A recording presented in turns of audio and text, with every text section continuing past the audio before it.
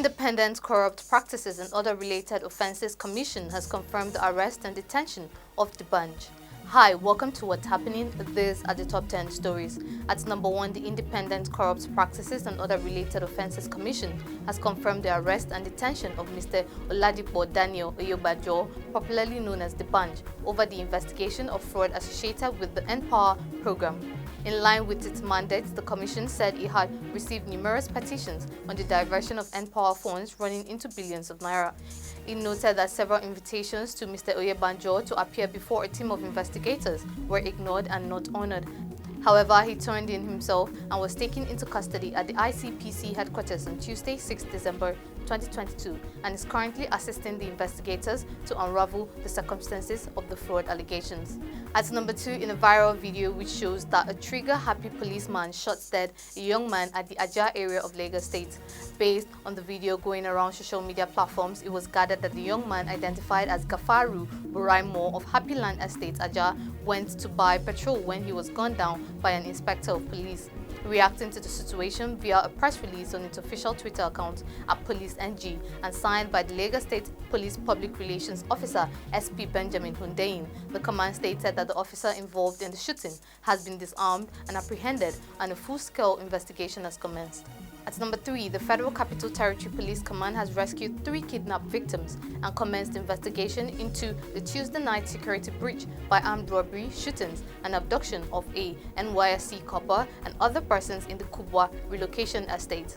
The Commissioner of Police, Sunday Babaji, noted that the swift response of men of the command in an aggressive manhunt for the perpetrators resulted in the rescue of 3 victims and the recovery of firearms and ammunition. The command spokesperson, Josephine Ade, also confirmed the development in a statement.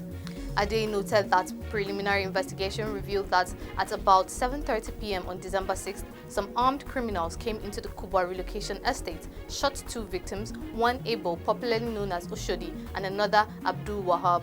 At number 4, the Nigerian government says it had released at least 120 billion naira as proceeds from criminal financial operations since the Bill on Proceeds of Crime Recovery Management was signed into law earlier this year by President Muhammadu Buhari. The Minister of Information, Alhaji Lai Mohammed, said this at a news conference when the Minister of Environment presented the scorecard of the ministry under the Buhari administration in Abuja on Wednesday. Mohammed said in line with the new law, all relevant government agencies have now opened a confiscated and for future properties account with the Central Bank of Nigeria. Number 5, the Senate on Wednesday threatened zero budgetary allocation for over 100 ministries, departments, and agencies if they fail to appear before the Public Accounts Committee within the next 1 week. Senate President Ahmad Lawan gave this warning after reeling out over 100 names of recalcitrant MDAs evading summons submitted to him at plenary by the Chairman Senate Public Accounts Committee, Senator Matthew Urogide. Senator Urogide had, through a point of order, drew the Senate's attention to the vehement refusal of the affected agencies to appear before his committee to respond to queries raised against them by the Auditor General of the Federation since 2015. At number 6, the Federal Controller of Works in Delta, Jimo Olawale, has said the new second Niger bridge will be open to traffic on December 15th. Olawale, who revealed the news, however, said the bridge would be open for only 30 days. According to him, the Minister of Works, Babatunde Fashola, ordered the opening of the bridge, which is at 95% completion stage, to ease traffic during the Yuletide. Olawale debunked claims by a group alleging that federal government had abandoned the payment of compensation to property owners along the access road to the second Niger bridge. At number 7, the Kano State government on Wednesday confirmed the bombardment of terrorist enclave by the Nigerian Air Force. Sanwo Aruwan, Commissioner, Ministry of Internal Security and Home Affairs, Kano State, made this known in a statement. According to him, the feedback received from the Air Force commander indicated that the Nigerian Air Force has continued with assaults on identified bandit camps and enclaves around Riyawa, Igabi local government area of Kaduna State. He said a camp in Riyawa, Igabi local government areas was targeted and destroyed, adding that a terrorist location in Tofa general area of Benin Gwari local government area was similarly engaged and struck. He also said armed resonance was carried out in other areas.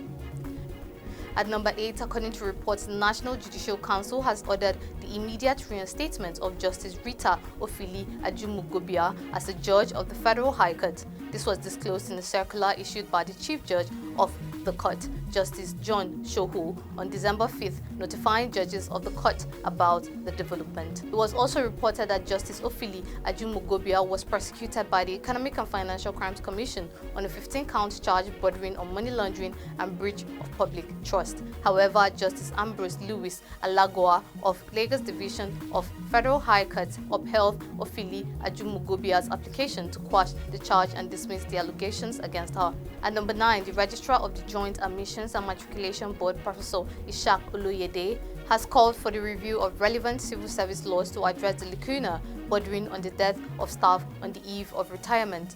Oloyede made the call in Buari, Abuja at the retirement ceremony held in honor of 24 staff of the board who have attained the compulsory retirement age of 35 years of service. He lamented that the current laws on retirement leave a lacuna such that if a staff dies on the eve of his retirement, he would not be entitled to even a posthumous check of retirement benefits.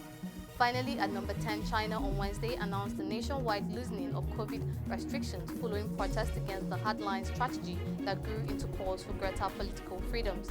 Under the new guidelines announced by the National Health Commission of the country, the frequency and scope of PCR testing, long tedious mainstay of life in zero-COVID China will be reduced. Lockdowns will also be scaled down and people with non-severe COVID cases can isolate at home instead of centralized government facilities. That's all for today. See you next time on What's Happening.